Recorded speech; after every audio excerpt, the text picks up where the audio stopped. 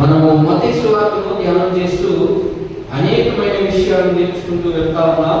అందులో భాగంగా ఈరోజు ఇంకొన్ని విషయాలు మనం నేర్చుకునేదానికి ప్రయత్నం చేద్దాం. మనందరము కలిసి మత్తయి సువార్త 5వ అధ్యాయము 13 నుండి 16 వచనాలు అందరము కలిసి నిదానంగా అర్థమయ్యే రీతిగా మనందరము అర్థం చేసుకునేదానికి ప్రభు మనకు అవకాశం ఇచ్చి ఉన్నాడు. మనం అవకాశం ఇస్తున్నా కూడా మనం నిర్లక్ష్యం చేస్తా ఉన్నాం.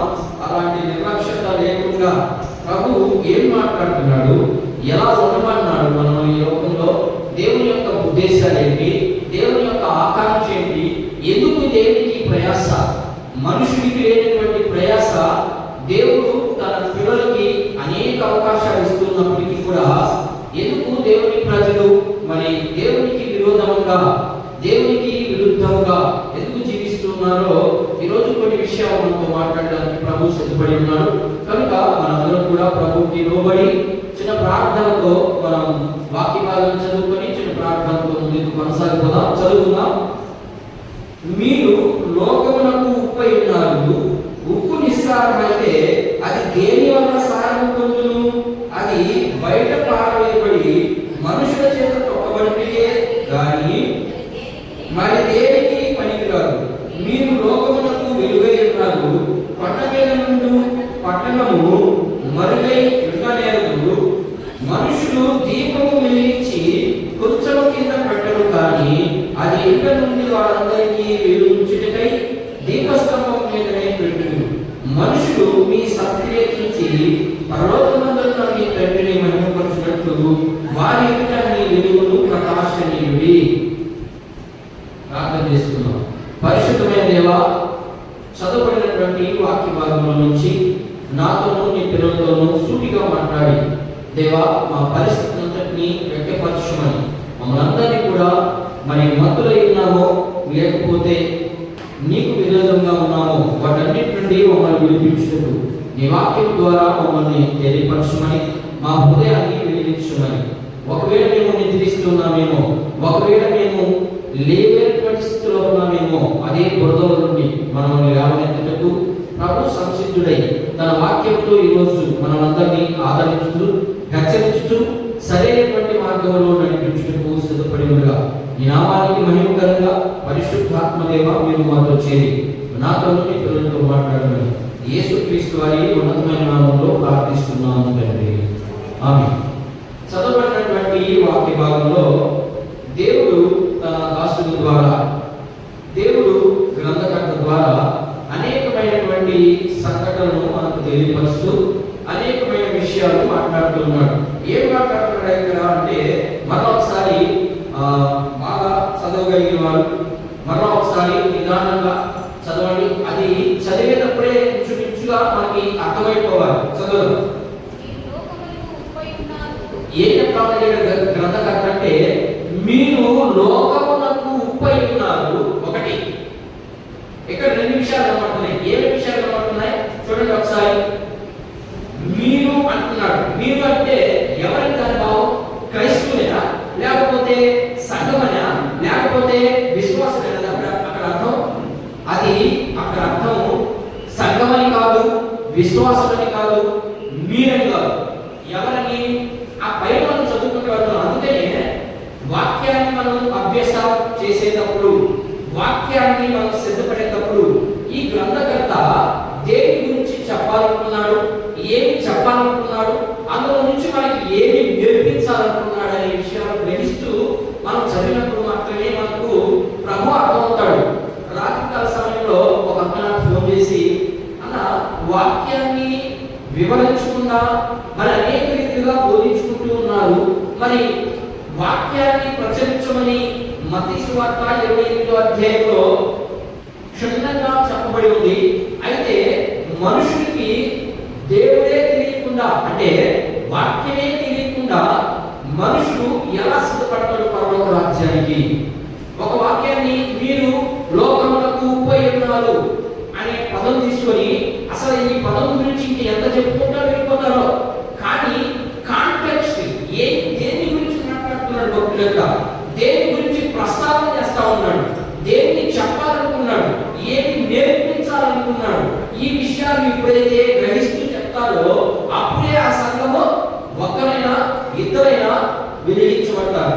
ఆ ఇద్దరు వెలిగించబడిన వాళ్ళు ఇక జీవితంలో ఆత్మ మరి ఆరిపోయారు అంటే ఇక వాళ్ళ ఆధ్యాత్మికమైన జీవితం ఎలా ఉంటుందంటే, అందుకనే మనం పాట పాడుకున్నాం ఏమని, ఉన్నతమైనటువంటి పిలుపు మనది, చాలా గొప్ప పిలుపు.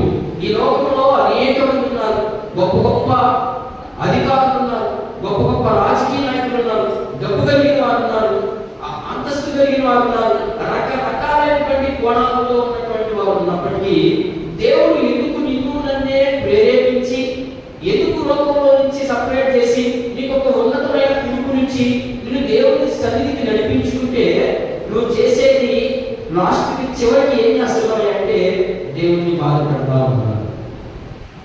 అంతే మనం చేసేది. దేవుడు నీకు ఎంతో గొప్ప వాక్యాన్ని ఇవ్వాలని, ఎంతో ఉన్నతమైన స్థానాన్ని ఇవ్వాలని ఆయన నిన్ను ఏర్పాటు చేసుకొని లోకంలో నుంచి సపరేట్ చేస్తే నువ్వు ఏం చేస్తున్నావు చివరికంటే వచ్చిన పక్కలో చాలా బాగుంటావు. వచ్చిన పక్కలో అబ్బా ఎప్పుడెప్పుడు చిచ్చి చేస్తామా, ఎప్పుడెప్పుడు పాటలు పాడదామా, ఎప్పుడెప్పుడు వాక్యాన్ని ఇద్దామా, ఎప్పుడెప్పుడు వాక్యాన్ని చదవదామా, ఎప్పుడెప్పుడు దేవుని పని చేద్దామా అని ఎదురు చూస్తూ ఉంటారు. కానీ కొంత సమయం జరిగేసరికి ఆ దీపం ఆరిపోతా ఉంది. ఆరిపోయే దీపాన్ని ఏం చేశారంటే ఇక్కడ ఆరిపోయే దీపం ఎక్కడ ఉంటుందంటమ్మా, కొంచెం కింద పెడతారంట. కొంచెం కింద పెడితే ఏం కనబడుతుంది? మీ విశ్వాస జీవితంలో మీ విశ్వాసాన్ని మీరు లోపల పెట్టుకుంటే ప్రయోజనం ఏంటి? క్రియారూపకంగా చెప్తున్నాడు ఇక్కడ. సత్క్రియ చాలా ప్రాముఖ్యం. క్రియారూపకంగా జరిగించినప్పుడు మాత్రమే అది ఫలిస్తాయి. క్రియారూపకంగా లేకుండా నేను చాలా గొప్ప విశ్వాసిని అని నువ్వు చెప్పుకొని నీవే అనుకుంటే దానివల్ల ప్రయోజనం ఉండదు అని నీ చెప్తూ ఏ కాంటెక్స్ట్ లో మాట్లాడుతున్నాడంటే, పైన మనం చాలా వచనాలు చదువుకుంటూ వచ్చాం. 3వ వచనం కానించి చూపించు 13వ వచనం దాకా మనం దాన్ని చదివితే ఆ క్వాలిటీస్ కలిగిన వారికి మాత్రమే ఈ పని. అర్థమైందా నేను చెప్పింది? అర్థమైందా? అర్థమైందమ్మా? మనం పైన 3వ వచనం కానీ చదువుకుంటూ వచ్చాం. ఏమని? ఆత్మ విషయమై దీనులైన వారు ధన్యులు, పరలోక రాజ్యం వారిది, దుఃఖపడు వారు ధన్యులు, నీతి కొరకు ఆపదకులు గల వారు ధన్యులు, సాత్వికుడికి అన్ని చదువుకుంటూ వచ్చాయి కదా. వాళ్ళని బట్టి మాట్లాడుతున్నాడు. ఇది అందరికీ వర్తించబడుతున్నాడా? మీరు అనుకుంటున్నారేమో ఇది అందరికీ వర్తించబడుతుందని. ఇది అందరికీ వర్తించబడు. దేవుని వాక్యం నీకు ఆస్కరిస్తా ఉంది. ఇదిగో ఈ క్వాలిటీస్ అన్ని నీలో ఉంటే అప్పుడు మాత్రమే మీరు విలువే ఉన్నారు. అర్థమైందా? మీరు ఏమైనా ఉప్పు అయి ఉన్నారు. మరి మీకు నాకు అలాంటి క్వాంటిటీస్ ఉన్నాయా? అదే ఈరోజు ప్రభు మనతో లేవనెత్తబోతున్నటువంటి మాట. మనకు ఎలాంటి క్వాంటిటీస్ ఉన్నాయా?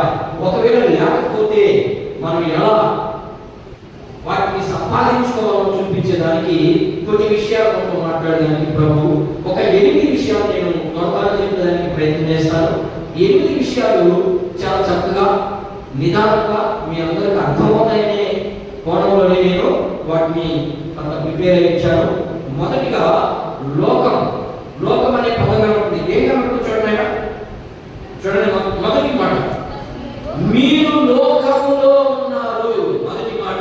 నేను అక్కడ మీకు కొన్ని విషయాలు చెప్తాను చూడండి. ఇక్కడ లోకము అంటూనే 4 విషయాలు కనబడుతున్నాయి. ఏం కనబడుతున్నాయంటే లోకము, మనము లోక సంబంధం కాదు, లోకంలో ఉన్నాము. కానీ మనం ఎవరు వారిని? మనం క్రీస్తు వారిని, మనం ప్రత్యేకించబడిన వారిని. ఎందుకు ఆ గ్రంథకర్త పోలుస్తున్నాడంటే మీరు లోకంలో ఉప్పై ఉన్నారు అన్నాడు. ఎందుకు ఉప్పే? ఎందుకు చక్కెర తీసుకోవచ్చునా? లేకపోతే అన్నిటికంటే మధురమైనది ఏంటి? తేనెగా ఉన్నారని చెప్పొచ్చు కదా యేసుప్రభు అక్కడ. ఎందుకు యేసుప్రభు అలా చెప్పలేకపోయే కారణం ఏంటి అంటే ఉప్పుకి చాలా ప్రాధాన్యత ఉంది. ఉప్పు చాలా గొప్పది. అది ఎలా ఏంటి అనే విషయాన్ని నేను చెప్పడానికి ప్రయత్నం చేస్తాను. మొదట ఏం చెప్పారంటే లోకం గురించి మాట్లాడుతూ ఉన్నాడు. ఆ లోకం గురించి 4 విషయాలు మనం నేర్చుకోవడానికి ప్రయత్నం చేద్దాం. మనము ఈ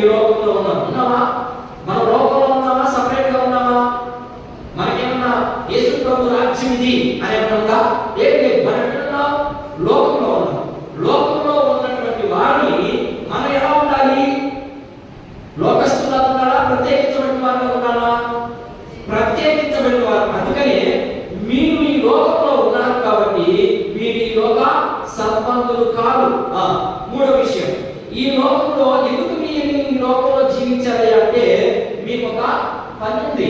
ఏంటా పని? ఏంటమ్మా? మొదటిది, ఈ లోకంలో మనం జీవిస్తున్నాం. రెండు, మీరు ఈ లోకంలో మీకు సంబంధం లేదు. అయితే ఈ లోకంలో మనం ఎందుకు పంపించావు కదా? మీకు ఒక పని ఉంది. ఏంటి ఆ పని అంటే రక్షణ కార్యం. యేసు ప్రభు జరిగించిన ప్రకారంగా మనల్ని కూడా జరిగించడానికి మనం పెట్టాడు. ఇది మూడవ పాయింట్. ఇకపోతే నాలుగవ పాయింట్, విశ్వాస యొక్క పరిస్థితి ఏంటంటే అసలు విశ్వాస యొక్క ప్రభావం ఎలా ఉండాలి ఈ లోకంలో? లోకంలో అందరిలాగా ప్రభావం ఉండాలా, ఒకవేళ సపరేట్ గా ఉండాలన్నా అనేది మనం అర్థం చేసుకుంటూ వెళితే చాలా మంది ఏమనుకుంటున్నారంటే వాళ్ళు లోకంలో ఉన్నారు, ఎవరు అవిశ్వాసులు లోకంలో ఉన్నారు, మేము విశ్వాసంగా మేము లోకంలో ఉన్నాము, వాళ్ళకి మాకు ఏంటి భేదం? మాకంటే వాళ్ళే గొప్పగా బాగున్నారే, మాకంటే వాళ్ళే గొప్ప గొప్పగా ఈ లోకంలో జీవిస్తున్నారే, మేమే శ్రమను అనుభవిస్తున్నామని చాలా మంది అనుకుంటున్నారు. అది నీకు పరీక్ష. ఏంటంట? దేవుడు నిన్ను పరీక్షిస్తున్నాడు. దేవుడు శోధించే దేవుడు. మన దేవుడు ఎప్పటికీ శోధించడు, నిన్ను పరీక్ష చేస్తాడు. యోగుని పరీక్ష చేశాడు. నిలబడ్డా ఓడిపోయాడా? నిలబడ్డా పడిపోయాడా? ఓడిపోయాడు కాదు అక్కడ. నిలబడ్డా పడిపోయాడా? నిలబడ్డాడు. సంసోన్ని పరీక్ష చేశాడు. నిలబడ్డా పడిపోయాడా? పడిపోయాడు. నిలబడ్డాడా? పడిపోయాడు. ఏమి? అబ్రహాం కంటే గొప్ప శూరుడు కదా అతను. అర్థమైందా? అబ్రహాం కంటే గొప్ప శూరుడు, బలవంతుడు. ఎందుకు పడిపోయాడంటే నేను ఎలా పడిపోతున్నామో అలాంటి స్వభావం కలిగి ఉన్నాము. అలాంటి స్వభావం కలిగి ఉన్నాడు కాబట్టి అతను లోకం వైపు చూశాడు కాబట్టి పడిపోయాడు. మరి నువ్వు నేను ఏ లోకం వైపు చూస్తున్నావు? ఏమి నేర్చుకుంటున్నావు? దేవుని సన్నిధికి వచ్చి ఏమి నేర్చుకున్నాం ఈరోజు? ఏమి మనకు అర్థమైంది? ప్రభు మనలో ఉన్నటువంటి లోపాన్ని ఎందుకు చూపించాడు అనే స్వభావంతో మనం నేర్చుకున్నట్లయితే దేవుడు మనకు అర్థమవుతాడు, లేకపోతే దేవుడు అర్థం కాదు. అందుకని అట్లాంటిది అలా దేవుడిని పరిచయం చేస్తే కదా మీరు బోధకులుగా ఉన్నటువంటి వారు అసలు దేవుని గుణలక్షణాలు ఏంటి, దేవుని యొక్క ఉద్దేశాలు ఏంటి అని తెలియపరిస్తే కదా ప్రజలు మారేదానికి అవకాశం ఉంటుంది. ఏదో మనకు మాటలు చెప్పేసి ఏదో కాలక్షేపాన్ని గడిపేసుకుంటూ వెళ్ళిపోతే తద్వారా రేపు దేవుని దగ్గర లెక్క చెప్పాల్సిన అవసరం మీకు ఉందా లేదా అనే ప్రశ్న వేస్తున్నారు. ఖచ్చితంగా జవాబు చెప్పవలసిన రోజు ఉంటుంది.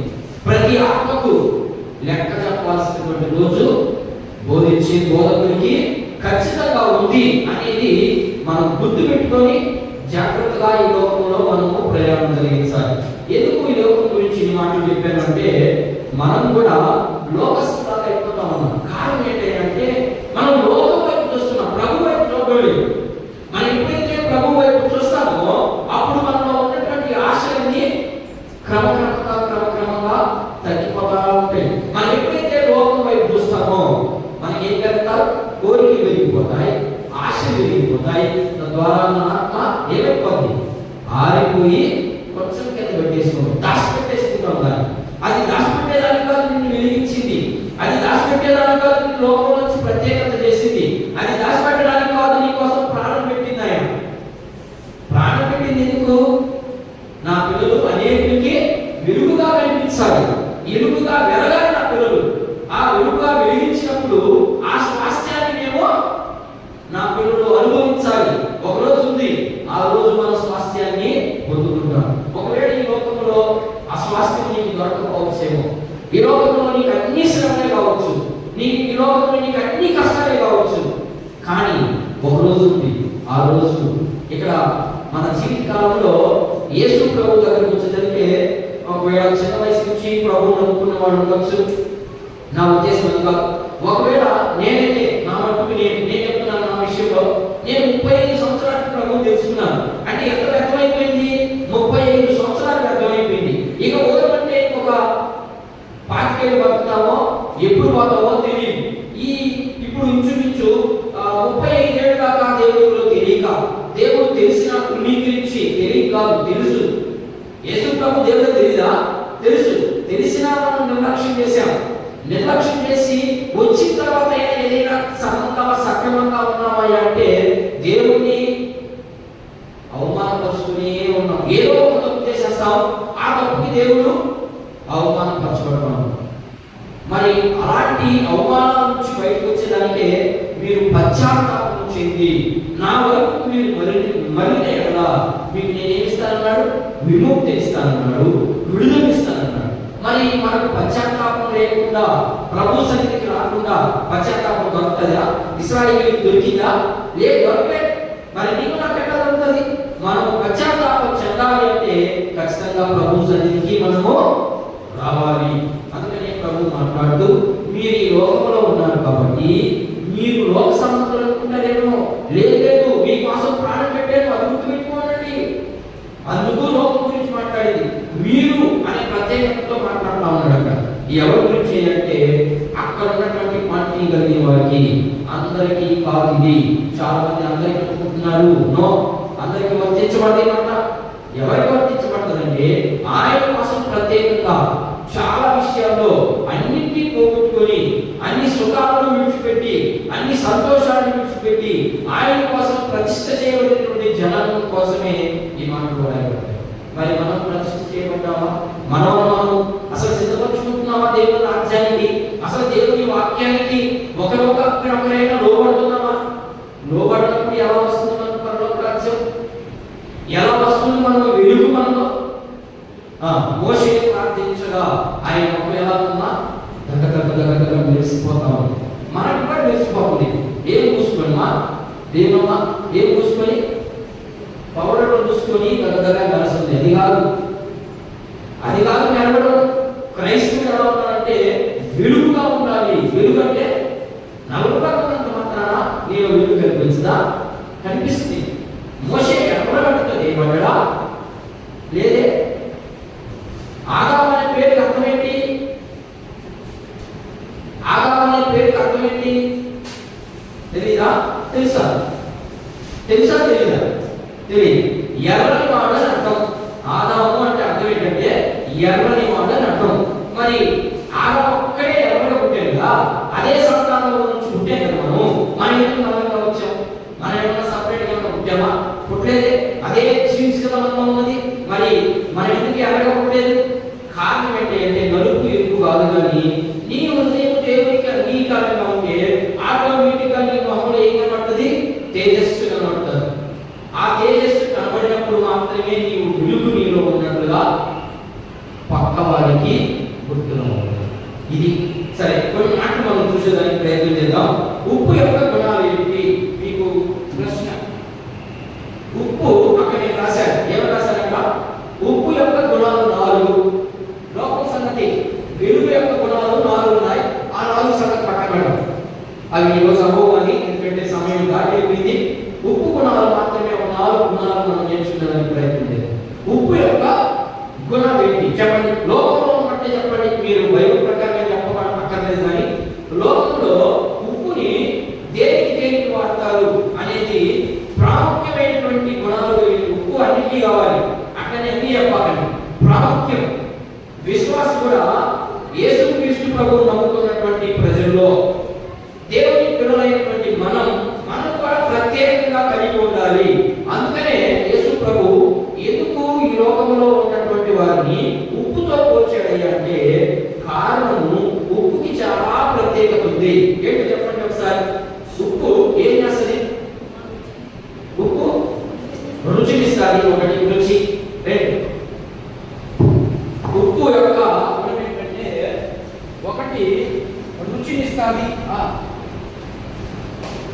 చెప్పండి రుచి. 2 ఉప్పు ప్రత్యేకమైనది. అది ప్రత్యేకంగా ఉంటుందంటే ఉప్పుని ఎక్కడ పెట్టక్కడ వారి 2 3 ఉప్పు ఏం చేస్తుంది? జబ్బు నుండి విడిపిస్తుంది. చూపిస్తాను, నేను అన్ని వచ్చినా చూపిస్తాను. ఉప్పు ఏం చేస్తుందంట? జబ్బు నుండి విడిపిస్తుంది. అంటే గుచ్చుకుంటుంది. అది ఉప్పు గుచ్చుకుంటుంది. ఇంకా 4 అది చూడండి. నేను కొన్ని రాసుకొచ్చాను, అవి మీకు సెట్ అవుతాయి. ఏ సెట్ అవుతుంది చూడండి. 1 ఉప్పు ప్రత్యేకమైనది. 2 ఉప్పు జబ్బు బాగు చేస్తుంది. 3 ఉప్పు గుచ్చుకుంటుంది. 4 ఉప్పు రుచినిస్తుంది. ఏం రాయాలి?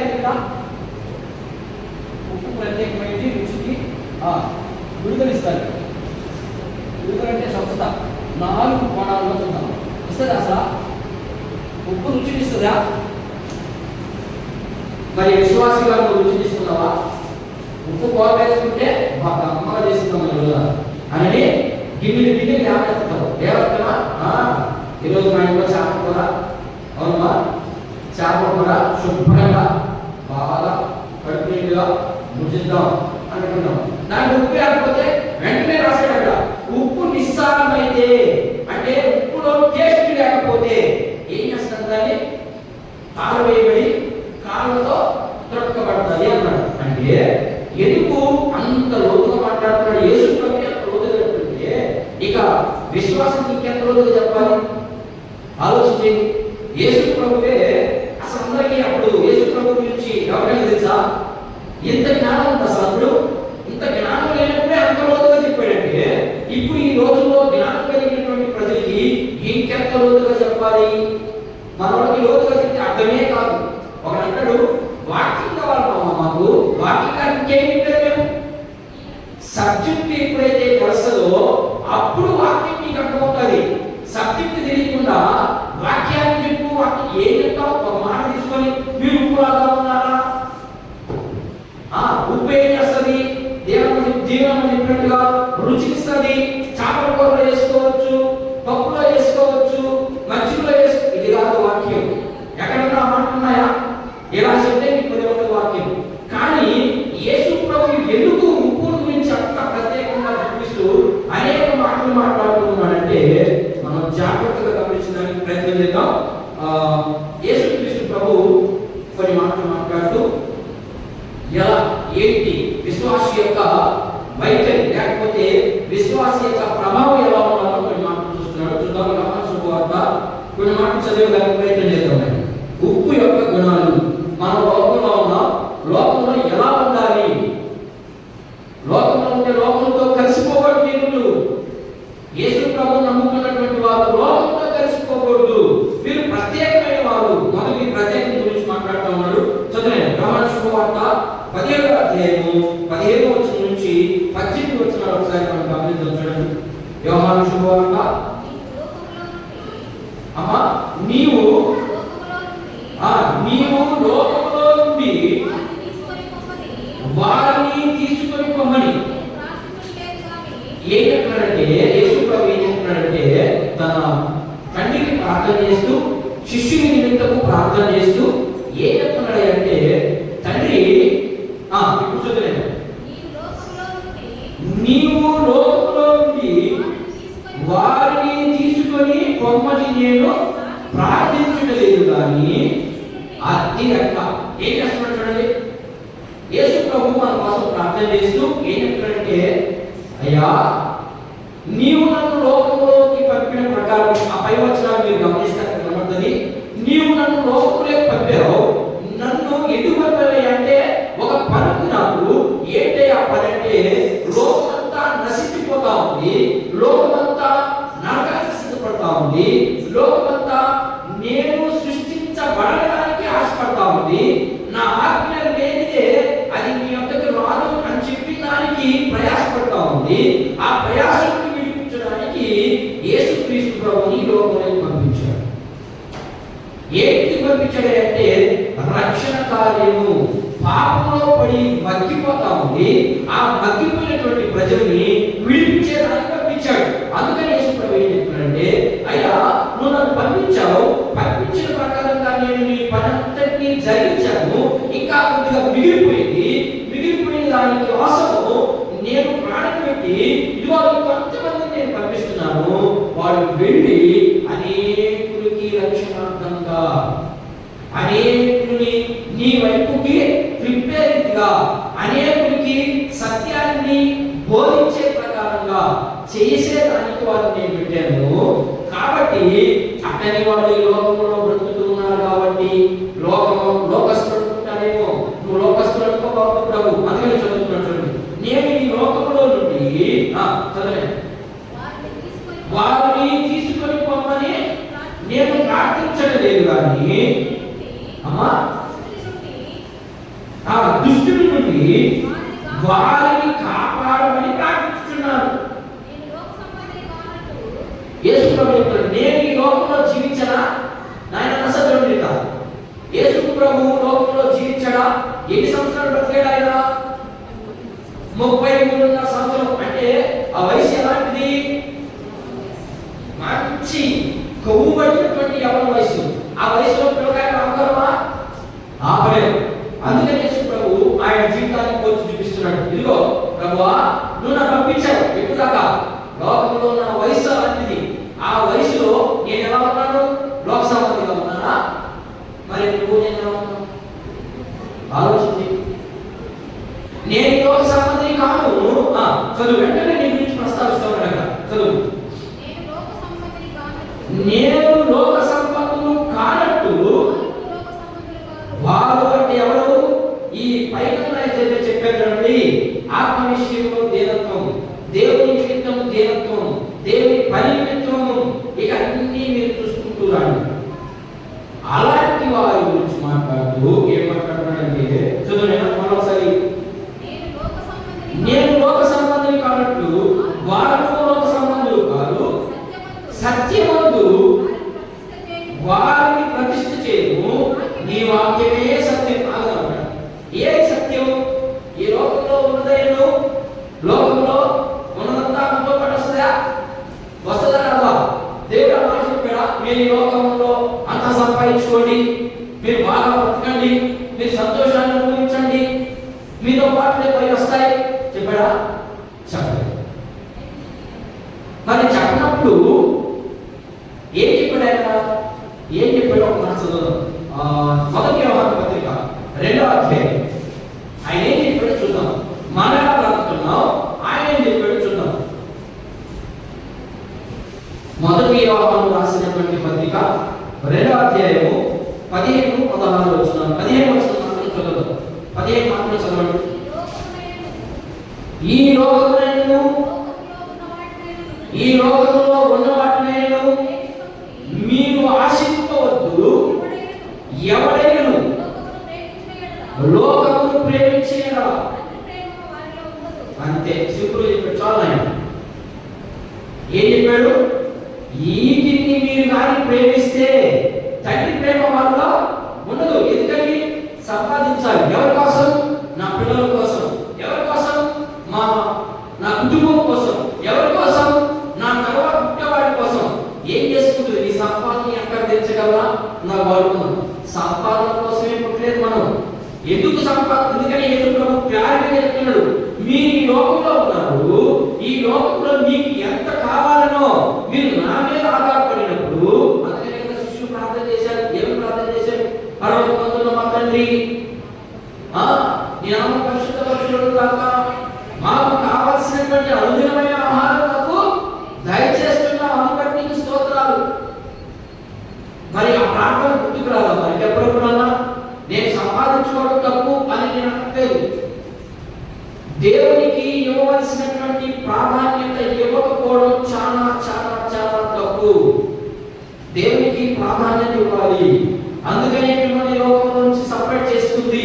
మీరు సంపాదించుకోండి, నువ్వు దేవునికి పని చేస్తా, నువ్వు ఏ పని చేయి, సింపుల్ గా పని అయిపోతుంది. నువ్వు దేవుని పని చేయకుండా నువ్వు తంటాలు కష్టపడు, ఏమైనా చెయ్యి, అది ఫలితంలోకి రాదు. ఒకవేళ వచ్చినా మధ్యలోనే ఆగిపోతుంది. నేను ఎంతమంది చూస్తా ఉన్నా, దేవుని పని జరిగిస్తూ దేవుని కార్యాలు ముందుంటూ నువ్వు పంచి ఆటోమేటిక్ అదే క్లిక్ అయిపోతుంది, పడిపోయినట్టే ఉంటుంది. కానీ మన దేవుడు అన్యాయంగా ఆయన పని చేసుకొని మన పని చేయకుండా ఉంటాడు. ఆయన అలా చేసేటైతే నీ కోసం ప్రాణం పెడతాడు. నీ శాతం పని చేసుకొని ఆయన అచ్చికుంటాడు, నీకు అప్పుంటాడు. ఆయన నువ్వు ఆయన ఒప్పుకోవాలి, కానీ ఆయన నీకు అప్పు పెట్టే దేవుడు కాదు ఆయన. మరి అలాంటప్పుడు నువ్వు ప్రయాసపడుతున్నావు. ఎందుకు?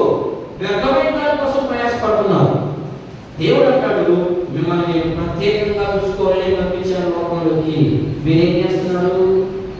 నేను పంపించిన దానికి, నేను ఈ భూమి మీద సృష్టించబడిన దానికి, నేను మీరు దీన్ని ప్రేమించండి అనేది చెప్పని దానికి మీరు ఎక్కువగా ప్రయాసపడతా ఉన్నారు.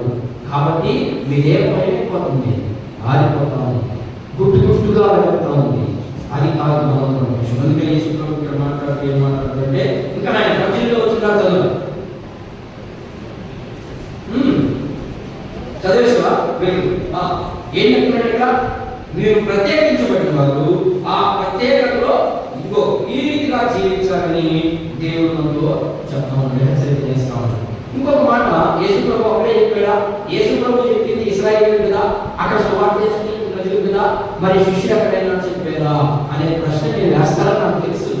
ఎందుకంటే కొంచెం అంతో ఎంతో మనలో కొంచెం జ్ఞానం ఉంది. ఎందుకంటే అంతో కొంతో చదువుతారు, వింటారు. కాబట్టి మీరు ఆ ప్రశ్న వేస్తారని యేసుప్రభు చెప్పాడు, ఏం బాగానే ఉంది, ఇంకెక్కడైనా శిష్యులు ఎక్కడైనా చెప్పారన్నమాట అనే ప్రశ్న మీరు వేస్తారని నేను ముందుగానే పసిగట్టి ఇంకొక మాట చదువుతాను. కొరింథీయులకు రాయబడినటువంటి 2వ పత్రిక చూద్దాం ఒకసారి.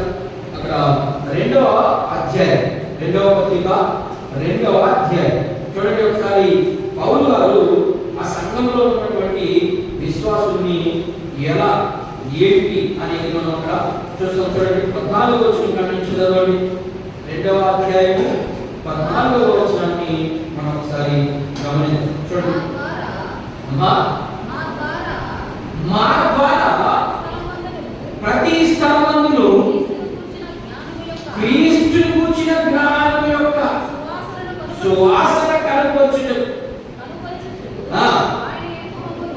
ఆయన మమ్మును ఎల్లప్పుడూ విజయోత్సవముతో ఊరేగించుచున్న దేవునికి స్తోత్రము. రక్షించబడు వారి పట్లను నశించు వారి పట్లను మేము దేవునికి క్రీస్తు సువాసన ఉన్నాము అంటున్నాడు. ఏది మీలో సువాసన? మరి మీరు కూడా క్రీస్తు దాసులే కదా, మనందరం యేసు క్రీస్తు బిడ్డలే కదా. ఏది మనలో సువాసన? సువాసన అంటే వేసుకున్న స్నోలో వస్తుందా? వేసుకున్నటువంటి దాని ఏమంటారు స్ప్రే, అదే కదా స్ప్రే. స్ప్రే ద్వారా వస్తుంది సువాసన. అది కొద్దిసేపే ఉంటుంది, కాసేపు చెమట పెట్టిందనుకో కంపు వచ్చేస్తుంది. మరి ఇక్కడ ఏం మాట్లాడుతున్నాడు? మీరు సువాసన మా ద్వారా విన్నారు. సువాసన ఏ విన్నారైనా? క్రీస్తు యొక్క సువాసన. ఏంటి క్రీస్తు యొక్క సువాసన? ఇదిగో నీ కోసం, నీ పాపాల కోసం, నిన్ను నిత్య జీవానికి వారసత్వానికి అనుగ్రహించడం కోసం పరమ నుండి ఒక ఆయన వచ్చాడు, మానవుడిగా వచ్చాడు, మట్టిని ధరించుకున్నాడు, పాపపు శరీరంలో జొరబడ్డాడు, ఆ పాపపు శరీరాన్ని బలియాగంగా అర్పించాడు, నిన్ను నన్ను ప్రత్యేకించబడేదానికి చనిపోయాడు. ఇది సువాసన. ఇంకేమన్నా ఉంది లోకంలో సువాసన? మీకేమన్నా కనిపిస్తుందా సువాసన? లేదండి, నేను జెడ్ స్ప్రే కొనుక్కుంటాను అప్పుడు మాత్రమే సువాసన వస్తుందంట. జెడ్ స్ప్రే కొద్ది రోజులే, కాసేపుకి పోతుంది సువాసన. అందుకని క్రీస్తు నిమిత్తం నిన్న నేను ఈ రీల్స్ ఉన్నాయి కదా, ఆ రీల్స్ చూస్తా ఉన్నాను. అక్కడ జఫన్య శాస్త్రి తెలుసా? అందరికి జఫన్య శాస్త్రి తెలుసా? ఆయన కొన్ని మాటలు మాట్లాడుతుంటే అబ్బాయి అద్భుతంగా ఉన్నాయో, చాలా మంచి మాటలు. సువాసన అంటే ఆయన అంటున్నాడు, వాళ్ళ తండ్రి కూడా తెలియదంట అందరికి. సరే, వాళ్ళ తండ్రి తెలుసంట, జఫన్య శాస్త్రి అంటే కూడా తెలియదంట. ఏ ఊళ్ళో? ఆయన పుట్టినటువంటి ఊళ్ళో. అక్కడికి పోతే జఫన్య శాస్త్రి ఎవరంటే 100 మంది తెలుసు అంటారు. ఏంటి వ్యత్యాసం? అర్థమైందా చెప్పింది? జఫన్య శాస్త్రి వాళ్ళ తండ్రి తెలుసు కానీ ఊళ్ళో జఫన్య శాస్త్రి తెలియదంట. ఎందుకు తెలీదు? ఆయన సువార్తికుడు, ఆయన యేసుక్రీస్తు యొక్క బిడ్డ, మరి అనేకుడికి వాక్యాన్ని బోధించినటువంటి వ్యక్తి. మరి ఆ ఊళ్ళో వాడు తెలీదా? ఖచ్చితంగా తెలియాలి. ఆయన ఏం చెప్తున్నాడంటే, నేను ఎవరికి తెలియదు కానీ పక్కూరికి పోతే జఫన్య శాస్త్రి ఏమంటే చెట్టుబెట్టు కూడా చెప్తున్నాడంట. ఆయనకి కట్టం ఉంటుంది, ముసుగెందుకులు ఉంటాయి, ఆయన వాక్యం కథ చెప్తాడు, పాటలు చక్కగా పాడతాడు, ఆరాధన చక్కగా చేపిస్తాడు అని చెప్తున్నాడు. కారణం ఏంటి? అదే సువాసన. దేని నిమిత్తము? యేసుక్రీస్తు నిమిత్తమే. నీ సొంత ప్రయోజనం వల్ల సువాసన రాదు. ఆ సువాసన ఈ గ్రామం వరకే ఉంటుంది. నీ సొంత ప్రయోజనాల వల్ల ఏంటంటే ఆస్తి సంపాదించుకోవడం, డబ్బులు కూడబెట్టుకోవడం, ఇదంతా గ్రామానికి మాత్రమే. ఆ తర్వాత బయటకు వెళ్ళేది పనికిరాదు. నువ్వు మంచి ఒక పెద్ద ఆఫీస్ ఇంటికి పోతే నీ నీ డబ్బులు బట్టి, నీ హోదాను బట్టి నీ పూజ చేస్తాడా? ఏడు దేని బట్టి చేస్తాడు? దేని బట్టి చేస్తాడు? చిన్న మాట చెప్తాను. కలెక్టర్ని పోయాం మేము ఒకసారి. కలెక్టర్ని పోతే కలెక్టర్కి మనకి ఏమైనా సంబంధం ఉందా? అసలు కలెక్టర్ కనీసం ఆయన చూసేదానికి అయిన అపాయింట్మెంట్ దొరుకుతుంది మనకి? దొరకదు. నువ్వు ఆఫీసులో చూడాల్సిందే కానీ ఆయన ఇంటి దగ్గరికి నేను రాని కూడా రాని. నువ్వు బావాలంటే ఆయన ఫోన్ చేసి చెప్పాలా, నువ్వు పలానా వస్తున్నావు, మనం పంపించండి, లేకపోతే నేను రాని. కలెక్టర్ అంటే ఒక జిల్లాకి గొప్ప అధికారి. ఆయన చెప్పిందే శాసనం, ఆయన చెప్పిందే జరగాలి. అలాంటి వ్యక్తిని పోతే ఆయన పోతామనే ముందు మాకు కుర్చీలు వేస్తున్నాడు. ఏమి గొప్పతనం? మేమేమన్నా ఆయన కంటే బాగా చదువుతున్నామా? ఆయన కంటే అందగాడమా? ఆయన కంటే డబ్బు ఉందా? ఆయన కంటే అధికారం ఉందా? ఎందుకు వేసాడు కుర్చీ? కేవలము దేవుని మహిమ అక్కడ పనిచేసిందంటే, దేవుని బిడ్డ అంటే అలా ఉండాలి. మరి ఈరోజు సువాసన లేకుండా సువార్త వ్యర్థం. సువాసన లేకుండా అంటే అందుకని చెప్పాడు సక్రియ లేకుండా నువ్వెంత సువార్త చెప్పినా దానివల్ల ప్రయోజనము ఉండదు. చూడండి, ఇక్కడ రెండు విషయాలు మాట్లాడుతున్నాయి. చదువునే కొరింథీయులకు రాయబడిన పత్రిక 2వ అధ్యాయము 15వ వచనం ఒకసారి మనం గమనించండి. రక్షించబడిన వారి పట్లను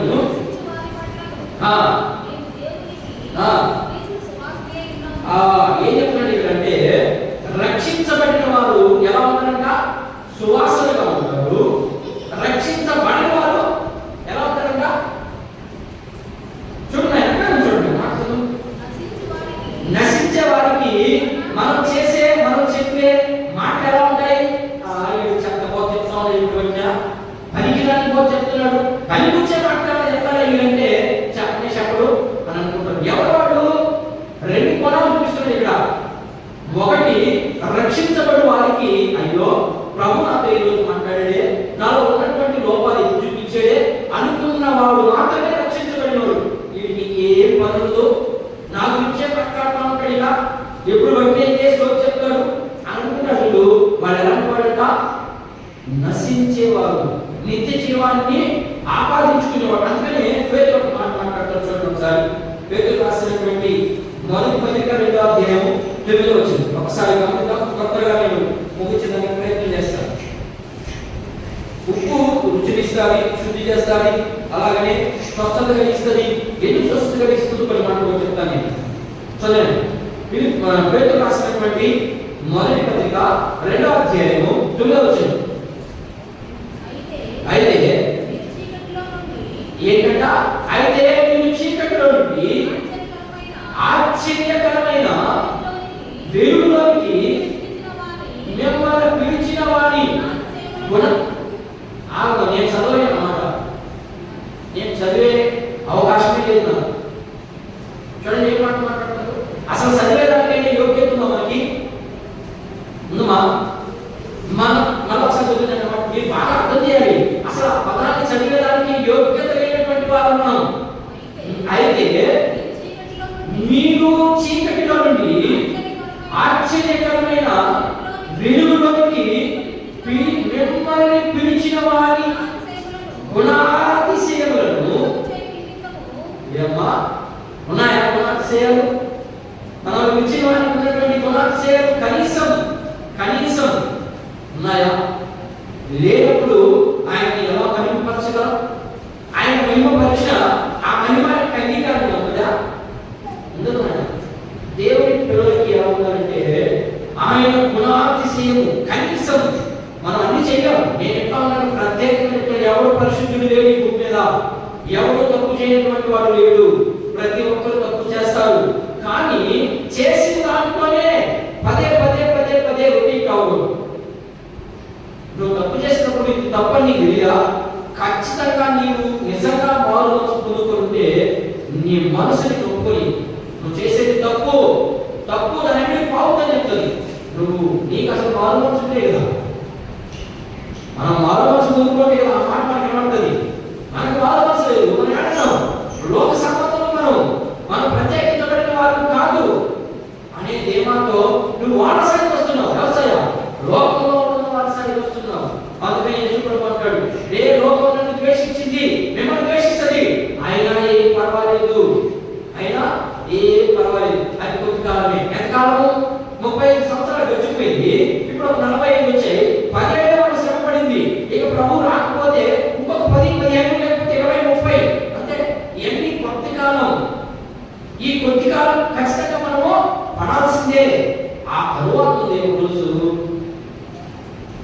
గురించి మాట్లాడడానికి ప్రయత్నం చేస్తాం. చూడండి ఒకసారి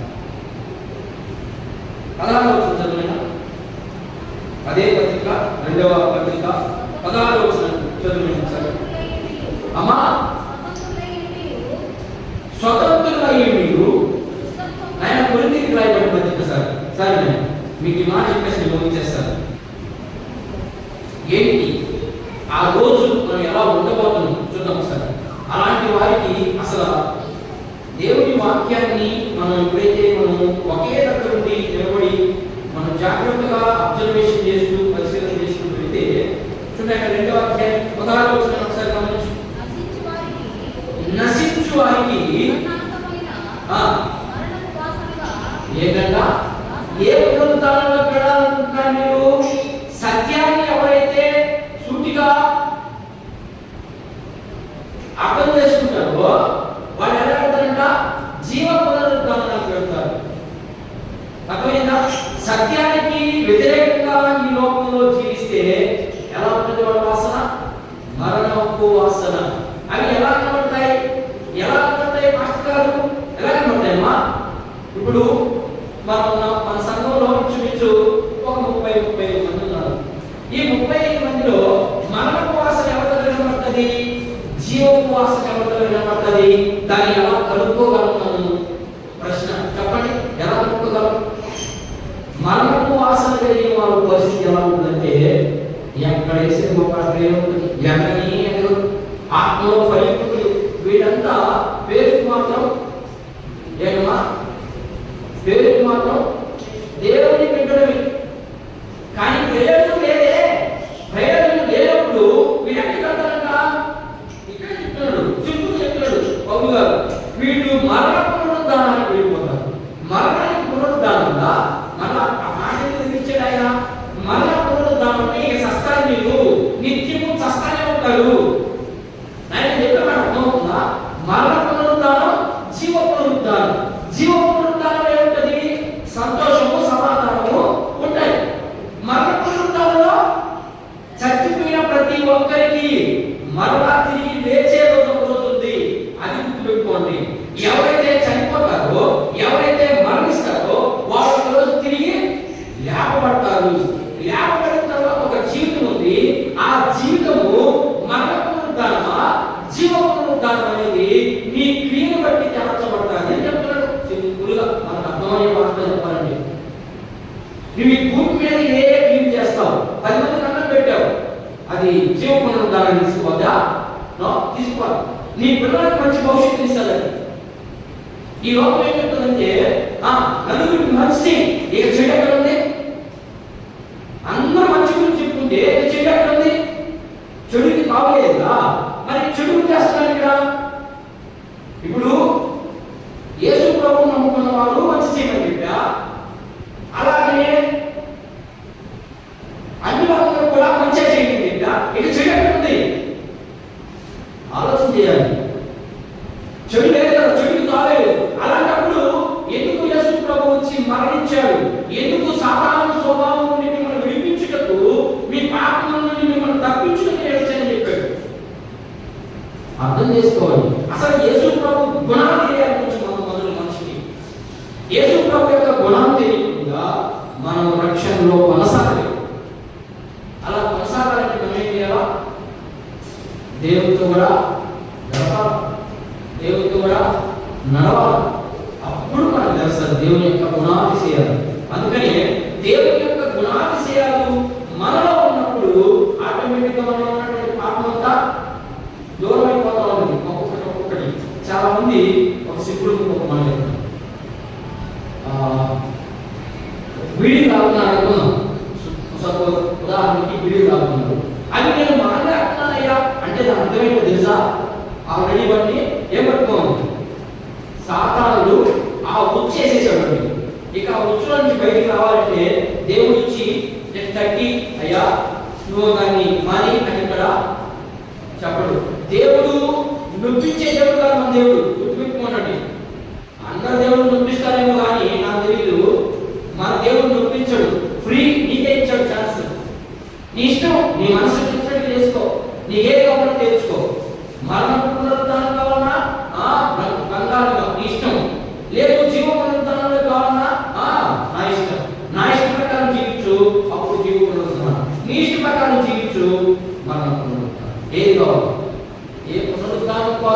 ప్రయాసపడుతున్నాం ఈ లోకంలో.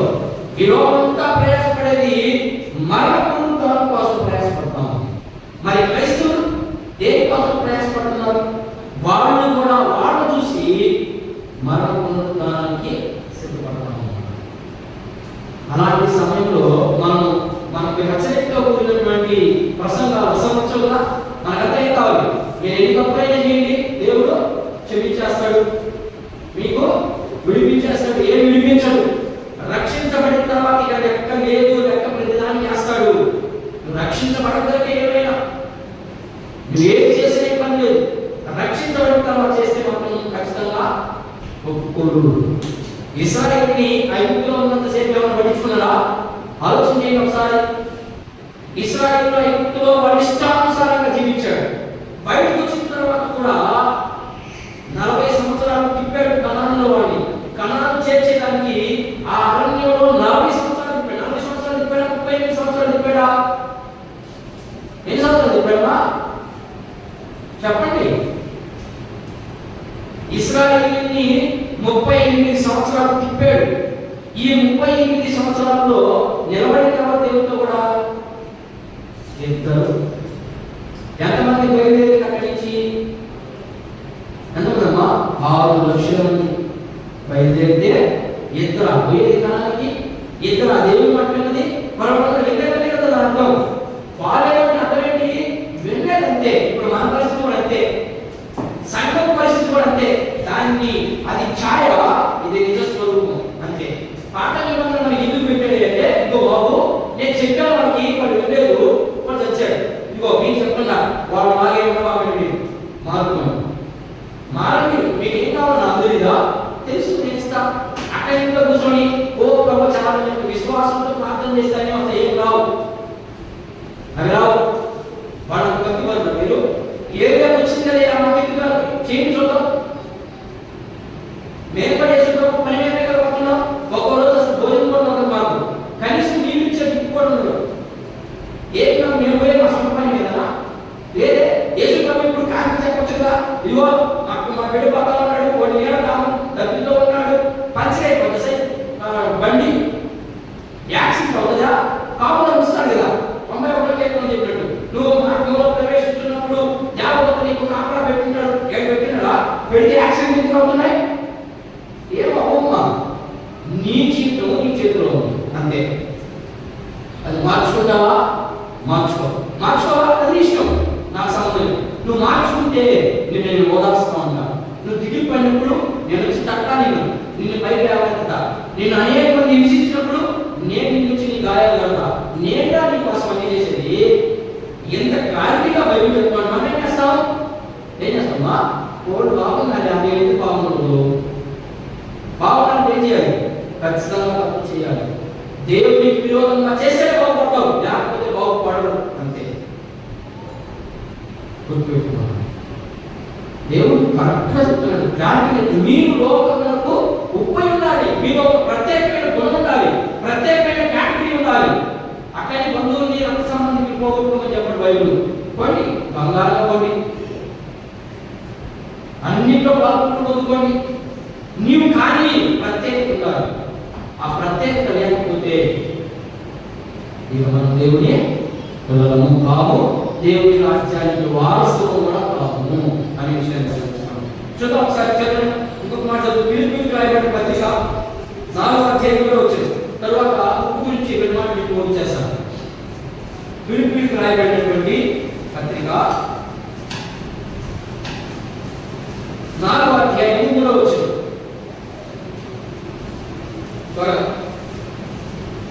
ఫిలిప్పీయులకు రాయబడిన పత్రిక 4వ అధ్యాయము. అవును, ఏంటంగా నిజమైన సహకారి,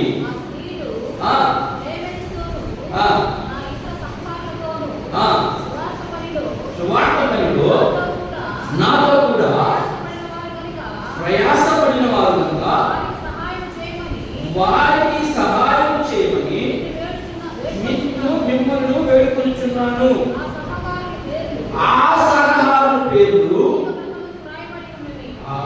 ఏంటంట? మీకేమి నేను చెప్తున్నాను. ఏం చెప్తున్నాను? దేవుని పరిచయ నిమిత్తము, దేవుని పని నిమిత్తము మీరు ఎంత ప్రయాసపడతారో, మీరు ఎంత ప్రోత్సహిస్తారో అలాంటి వారి పేరుకి సత్క్రియ అవసరం లేదు. అర్థం ఉందా? మీ పేరు ఎక్కడ జీవ గ్రంథములో. అందుకనే ప్రకటన గ్రంథం మనం గమనిస్తే 20వ అధ్యాయం 15వ అధ్యాయం గమనిస్తే ఎవరి పేరు జీవ గ్రంథమందు రాయబడలేదా ఏమైపోతాడు? జీవ గ్రంథంలో రాయబడలేదా నిత్య జీవం వారికి దొరకదు. నిత్య జీవం దొరకనప్పుడు నువ్వు ఎంత చేసినా ప్రయోజనం ఉండదని తన అర్థం. అందుకని యేసు ప్రభు వారు ఉప్పుతో మనం ఎందుకు పోలుస్తున్నాడంటే, ఉప్పు ఆ రోజుల్లో చాలా ప్రత్యేకమైంది. ఎందుకంటే ఉప్పుని ఎందుకు అంత గొప్పగా ఆయన పొగట్టున్నాడంటే, తేనె కంటే మధురమైనది ఏముంది ఈ లోకంలో? ఏం లేదు. తేనె అన్నిటికంటే శ్రేష్టమైనది. దాన్ని ఎందుకు పోల్చలేదు దేవుడు అంటే, దానికి అన్ని విషయాలు బాగుండేదేమో కానీ దానికి శ్రేష్టత ఉండదు. కాబట్టి ఉప్పుకి ప్రత్యేకమైన గుణాలు, చాలా గుణాలు ఉన్నాయి. తేనెకి మాత్రం ఒకే గుణం ఉంది, ఉప్పుకు మాత్రము రకరకాల గుణాలు ఉన్నాయి. ఏంటంటే ఆ రోజుల్లో రోమన్ ఎవరు పరిపాలిస్తున్నారు? యేసు ప్రభు కాలంలో రోమా చక్రవర్తులు పరిపాలిస్తున్నారు. రోమా చక్రవర్తులకి అంత క్యాష్ అప్పుడు లేదు, అంత ఎక్కువ ఉంది. ఏముంది? బంగారే ఉంది. తర్వాత ఉప్పు. ఉప్పు చాలా గొప్పది ఆ రోజుల్లో. ఉప్పు గొప్పదని ఎహెచ్కేల్ గ్రంథంలో రాయబడింది. ఎహెచ్కేల్ గ్రంథం మీరు చదివితే ఉప్పు యొక్క గుణాన్ని అక్కడ దేవుడు ప్రస్తావిస్తారు. ఉప్పు ఇచ్చేవాడు వాడు జీతానికి కొంత డబ్బు పనిచేస్తారు కదా, ఆ పనిచేసినటువంటి వారికి కొంత డబ్బు, కొంత ఉప్పు ఇచ్చేవాడు. అది దైవికమైనటువంటిది అన్నారు ఉప్పు. అందుకని మనల్ని ఉప్పుతో పోలుస్తా ఉన్నాడు. అసలు ఆ ఉప్పు లాంటి రుచి మనలో ఉందా? రుచించేదానికైనా ప్రయత్నం చేస్తున్నామా? కానీ ప్రయత్నం చేయండి. మరి ఉప్పు శుద్ధి చేస్తుంది. ఉప్పు శుద్ధి చేస్తుందా? ఈ పాయింట్కి మీకేమన్నా ఆన్సర్ తెలుసా? పెద్దవాళ్ళు తెలుసుంటుంది. ఉప్పు శుద్ధి చేస్తుందంట, జబ్బులు బాగుంటుందా? ఉప్పు ఏ జబ్బు బాగుంటుంది? పెద్దవాళ్ళు తెలుసుంటుంది మాట. ఉప్పు ఆ రోజుల్లో చిన్నపిల్లలు పుడతారు కదా, పుట్టినటువంటి వారికి ఉప్పు నీళ్ళతో ఏం చేస్తారంట? ఒళ్ళంతా తుడుస్తారంట.